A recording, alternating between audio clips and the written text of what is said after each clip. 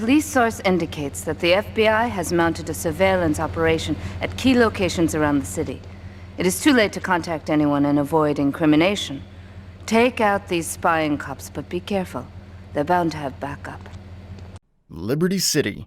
A no-good tribute to Grand Sight and crime. It's here that Claude's story properly unfolds. Unlike Liberty City, Claude doesn't go through nearly as drastic of a transformation.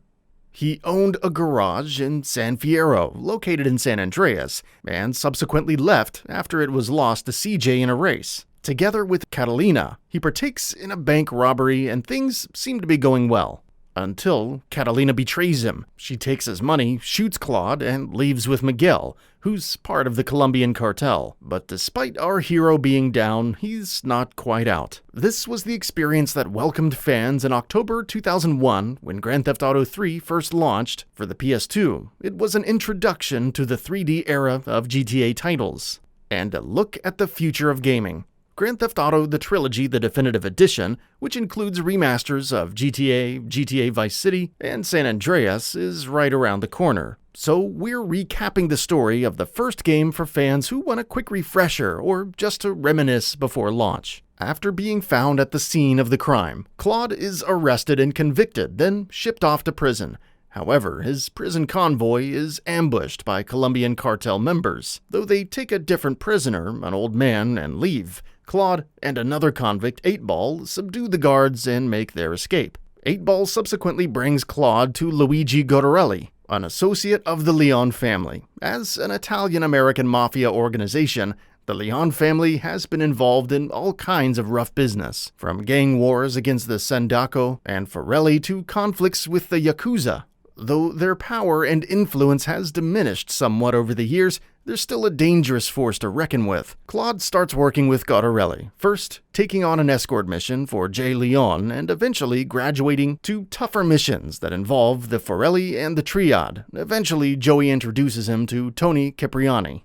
Tony is a capo, a high-ranking official in the Leon family who played a key part in the war against the Sindaco and Forelli. Having committed numerous crimes, including dozens of murders, Tony's work involves a lot more violence. Several key missions under him involve stealing from the Triads, killing 3 of their warlords, and even destroying their fishing factory. Thanks to his stellar performances, it's not long before Claude meets the Leon family head and Joey's father. When Salvatore holds a meeting with Joey and Tony, Claude is tasked with driving around Maria Latorre, Salvatore's wife. It's all well and good until she needs saving from a raid at a party. This works out in Claude's favor, though as Salvatore offers some interesting information. Curly Bob, who works at one of Godorelli's clubs, is suspected of selling information on the family to the Colombian cartel. It's all to feed his addiction to Spank, which the cartel has been producing. Claude tails him and finds Curly speaking to who else but Catalina and Miguel, the cartel's leaders. With no sign of either side giving up. Meanwhile, Joey Leon has stirred up some bad blood with the Forellis. While he manages to kill Curly Bob, Catalina and Miguel escape.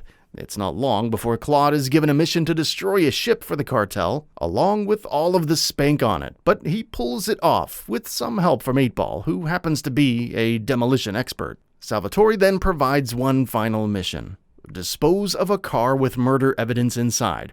Before he can do so, however, Claude receives a message from Maria, telling him to meet her at the docks. As it turns out, the car was rigged to blow, killing Claude in the process. But why? For some reason, Maria told Salvatore that she and Claude were involved, despite not being true. It was enough for Salvatore to want Claude dead, so ties are effectively cut, with the Leon family and Catalina is still out there. Things seem dire, but Maria sort of has a solution, introducing Claude to Asuka Kassen, the leader of the Yakuza. Maria and Asuka are actually old friends, and the latter subsequently helps move her and Claude to Staunton Island to avoid Leon. We have certain issues to clear up before we continue any form of relationship, business or otherwise. Let's lay our cards on the table. I am Yakuza, and I know you worked for Salvatore Leone's family. It's not quite that simple, though. Asuka asks Claude to assassinate Salvatore and prove that he is completely cut off from the family.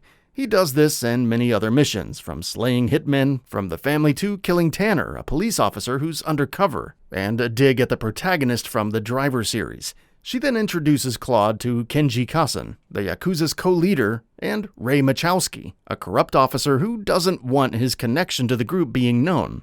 Ray subsequently introduces Claude to Donald Love, a billionaire with big plans for the city. After rescuing the old man from the cartel, the same one kidnapped during the prison convoy ambush, Love proposes an interesting plan. He wants to start a war between the Yakuza and the cartel to help lower the real estate prices in Liberty City. To do this, Claude kills Kenji by running him over with a cartel vehicle. He's then sent to collect some decoy packages for Love before venturing to a construction site in Fort Staunton for a real one. Miguel and Catalina are present there as well, though. While the former tries to sweet-talk Claude, he's subsequently shot by Catalina, who escapes. It's not long before Asuka arrives and promptly tortures Miguel for details on the murder of her brother. Claude then acquires the package and then serves as a decoy for the old man. This leads to Love disappearing along with the old man, a matter which remains a mystery to this day. With no other options, Claude returns to the construction site where Miguel is dead. However, Asuka is also dead. Catalina has kidnapped Maria and left a note telling Claude to bring $500,000 to the cartel's mansion or else Maria would die. Naturally, it's a trap. While Catalina and Maria leave by helicopter, Claude must fight off the cartel's ambush. He then gives chase, arriving at the dam where Maria is being held by more enemies. Claude subsequently kills them, rescues Maria, and then shoots down Catalina's helicopter. After numerous double crosses, murders, and crimes, Catalina is finally dead. As Claude and Maria leave, presumably to be happy together, the latter starts talking, and talking, and talking. The screen then fades to black, and we hear a gunshot. Maria has stopped talking, which means that Claude potentially shot her. One last loose end before finally going off on his own? To this day, we still don't know, but Claude's journey for revenge at any cost is complete, and it was an insane ride. Grand Theft Auto The Trilogy Definitive Edition releases on November 11th for Xbox Series X and S, PS4, PS5, PC, and Nintendo Switch, along with improved character models and lighting for all three titles. It also offers checkpoints and controls similar to Grand Theft Auto V. Whether it will make some missions, like Demolition Man, less of a pain is unknown, but it should be worth the wait.